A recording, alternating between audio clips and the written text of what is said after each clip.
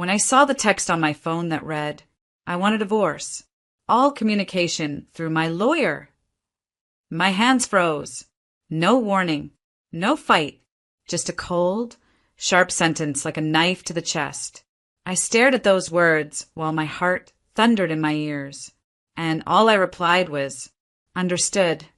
Then I stood up, took a deep breath, and began pulling every financial string I controlled. 72 hours later, her lawyer was frantically calling me, begging for a conversation. "My name is Ryan. I'm 38, live just outside of Denver, and I thought I had the kind of marriage people envy. At least, I used to think that. My wife, Jessica, and I had been married for 9 years. We met through mutual friends, hit it off right away, and moved fast. Engagement after a year, married 6 months later. I was head over heels, the kind of love where even the annoying habits feel cute. Jessica was beautiful, smart, charming, the kind of woman who could walk into a room and instantly own it. But what I loved most was how she made me feel seen, like I mattered. At least, that's what I thought at the time. We bought a house in a quiet neighborhood with wide streets and trees that turned gold in the fall. I remember standing in the living room on the day we moved in, her arms around my waist, whispering, "This is our forever." I believed her. I really did. I worked in finance, running a mid-sized wealth management firm. Long hours, lots of responsibility, but it paid well. Jessica was a freelance designer, talented, but the income was inconsistent. Still, I never made her feel less than. I wanted her to chase her dreams, so I covered most of our bills. She had full access to our accounts. Her credit cards, her car lease, even her studio rent, all under my name. I didn't care. We were a team, or so I thought. Looking back, there were signs. Late-night work calls. New friends I'd never meet. Weekends where she'd need space. I tried not to pry. I trusted her. I wanted to trust her. That's what love is, right? But slowly she started drifting. Our conversations became surface level. Our dinners felt like polite negotiations. She stopped touching me, like completely. One night, I reached for her hand during a movie, and she pulled away like I was a stranger. That night, I lay awake, staring at the ceiling, wondering what I had done wrong. I asked if she was okay. She said she was just tired. Then, on a random Tuesday afternoon, no fight, no warning, I got the text. "I want a divorce. All communication through my lawyer." "No, I'm sorry." No explanation. Just done. I stared at it for so long that my phone screen dimmed and shut off. My hands were trembling. My legs went numb. I felt like I was sinking into the floor. I didn't reply with anger. I didn't beg. I didn't scream. I just wrote. Understood. That was the moment the switch flipped. The pain didn't go away, it just got buried. Something cold, sharp, and crystal clear took its place. Jessica wanted to play hardball? Fine. She forgot who she married. After I texted back, "Understood," I sat in silence on the edge of our bed. Well, my bed now, I guess. The sheets still smelled like her perfume. That same soft vanilla scent I used to love. It made my stomach turn. I scrolled through our old pictures, like a man trying to remember if the life he lived was real or some long con. That we were in Maui, laughing in the sun. Her arms around me on our anniversary. That dinner we had at that cliffside restaurant she loved. How does someone go from forever to contact my lawyer without even a goodbye? But I didn't cry. I didn't even scream. I just fell hollow. That is, until I checked our joint credit card statements. Jessica had spent nearly $7,400 in the past month. New clothes, spa treatments, an Airbnb I'd never heard of in Aspen. We hadn't gone to Aspen. There was even a charge for 2 plane tickets to San Diego. I checked the dates. It was that weekend she said she was visiting her sister. My chest burned. Not like heartbreak. Like rage. Slow, creeping, quiet rage. I opened my email. There it was, the formal divorce notification from her lawyer. No details about custody or assets. Just a generic line. My client wishes for all marital assets to be divided equally and communication to remain between counsel. Equally? She didn't earn a fraction of what I did. She had no idea how finances worked. She had no idea how much she depended on me. And now she wanted me to just walk away? To hand over half of everything while she played house with some secret guy in Aspen? I remembered the moment we merged our finances. She looked at me and said, "What's yours is mine, right?" I laughed and said yes. Like a damn fool. I started digging deeper. I found hotel bookings she made using my Amex. Dinner reservations for 2 at restaurants I had never been to. Even a subscription to a couple's yoga class downtown. I wasn't the other half of that couple. Each click, each charge, it felt like someone was peeling my skin back, exposing nerves I didn't know I had. The worst part? I saw she had transferred $5,000 from our joint savings to a private account just 3 days before sending that text. So she had been planning this, while pretending everything was fine, while sleeping in my bed, eating my food, living in a house I paid for. She was plotting her exit. I called her once. Just once. She didn't answer. She texted back 2 words. Via lawyer. No shame. No guilt. That night, I poured myself a drink. Bourbon. Neat. Sat on the porch in the freezing air until I couldn't feel my fingers. I wasn't thinking about how to win her back. I wasn't thinking about what I'd lost. I was thinking about control. She wanted war, and I knew exactly where to strike. You see. Jessica never bothered to understand the counts. She just spent freely, assuming I'd always be there to refill the well. She had no idea what was coming. She thought she could just walk away clean with her hands full. She thought wrong. The next morning, I sat in my home office with every account open on my screen. My laptop fan whirred like it was about to lift off. Maybe it felt the heat I did. My fingers hovered over the keyboard for a moment. I was thinking about the years, about the way she used to lay her head on my chest after a bad day, about how she'd reach for my hand at parties when she got anxious. Then I remembered the 2 plane tickets, the Aspen Airbnb, the silence when I called. My hands didn't shake anymore. First, I canceled every credit card with her name on it. I had full authority. They were under my name. It was my money. I revoked access to the joint accounts. I rerouted my paychecks into a brand new private account. I locked down the house's equity line and froze the investment accounts we co-owned. She'd wake up that morning thinking she could grab a latte and maybe buy some cute winter boots with my money. She was in for a surprise. But as powerful as that felt, I won't lie, that day was heavy, heavier than I imagined. My mind kept flicking between business mode and emotional wreckage. In one moment, I was calculating account locks and asset protection, and in the next, I was curled up on the couch with tears silently running down my face. Foam clutched to my chest like it could still ring with a different reality. The house was too quiet, echoes where laughter used to be. Every room whispered memories. Her favorite coffee mug sat clean in the dish rack, untouched since Monday. The one with the chip on the handle. I almost threw it against the wall, but I didn't.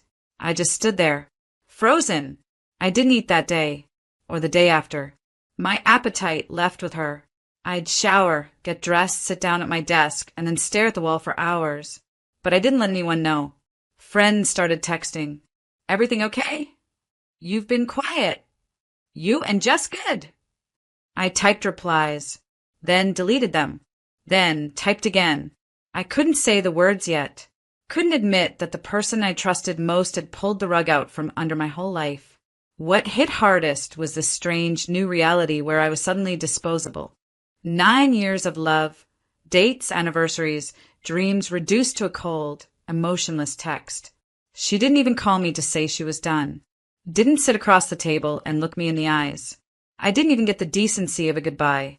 I was mourning someone who was still alive, someone who was probably laughing over wine in Aspen with a man I didn't know. Someone who used to say she couldn't fall asleep without my voice in the room. Now, she didn't even want to hear it. I started losing sleep. I'd lay in bed staring at the ceiling, rewinding everything. The times I defended her when others criticized. The Christmases I spent with her side of the family, even though I hated the drama. The nights I stayed up late fixing her website so she could meet a client deadline. All those things I did out of love, and now, none of it mattered. And yeah, I thought about what she might be telling people. That I was cold, controlling, distant. Maybe she painted me as the villain. People always do when they've already chosen someone else. But I didn't care about her story. I cared about mine. And in my story, this wasn't going to be the part where the sad husband disappears and the cheating wife moves on in luxury. This was going to be the pivot. I started researching. Not just revenge fantasies. I mean real legal strategy. I called a lawyer. A shark. Not the family-friendly type.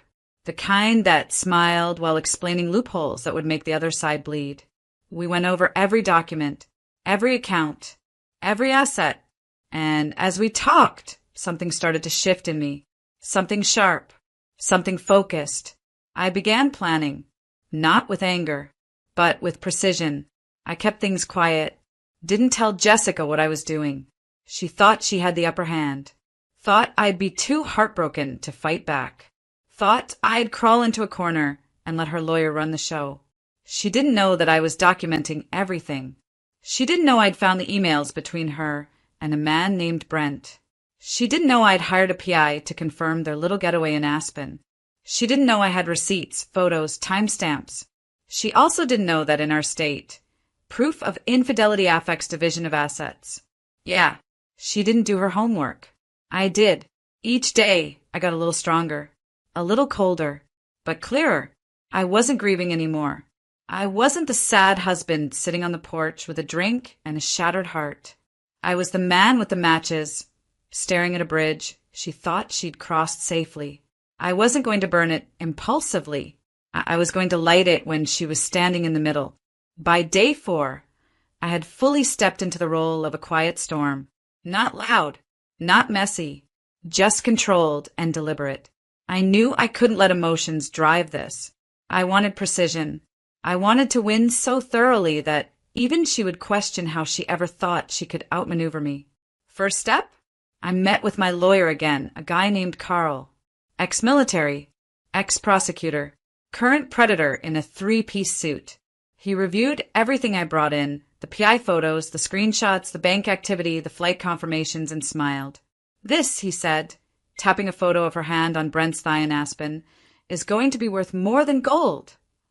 Turns out, in our state, infidelity does play a role in divorce settlements, especially if it's documented and clearly planned prior to filing. Jessica had initiated the divorce. She thought that gave her power. But she did, so while secretly funneling joint funds for an affair, which violated fiduciary duty in marriage. That meant Carl could argue she'd committed marital fraud. Carl's strategy? We file a motion claiming breach of financial responsibility. Demand a full forensic audit of all accounts for the past 6 months. In the meantime, file a temporary restraining order on joint assets, so she can't touch another cent. Oh, and request an emergency hearing to block spousal support based on willful marital misconduct. But that was only phase 1. Next, I called the bank and ensured the mortgage, which was only under my name, had her access revoked. That meant no entry to the house if she wasn't on the deed. I changed the alarm codes, changed the locks, canceled the utilities under her name, had the Wi-Fi re-registered, even the Netflix password gone. Petty? Maybe. Satisfying? You bet.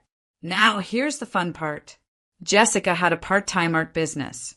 Handmade jewelry. She operated it through an Etsy shop linked to our joint credit card and promoted it through our shared social media. Guess who owned those domains? I did. I registered them years ago under my name because she didn't understand tech stuff. So I took them offline, completely within my rights. She suddenly found herself without income, without access to money, without a house she could enter, and without her little side business. But I wasn't done. She had an event coming up, a local artisan market. I'd supported her through that every year, setting up her booth, driving the van, hauling her displays. She was supposed to be a featured seller this time, her biggest appearance yet. I called the organizer. I'm sorry, but Jessica's vendor license is registered under a business entity that I own. Legally, she cannot represent the brand. I'd like to withdraw it. They were sympathetic, awkward, but firm. She lost the booth. Then came phase 2. I filed a counterpetition for divorce. Not just a response, a legal offensive. Citing infidelity. Citing financial misconduct. Citing intent to deceive. Carl drafted the filing so cold it made ice look warm. We included every detail. Dates, charges, receipts, photos. He attached over 70 pages of evidence. Then he scheduled the filing for Friday at 9 a.m., right after she had her next lawyer appointment. The timing wasn't random.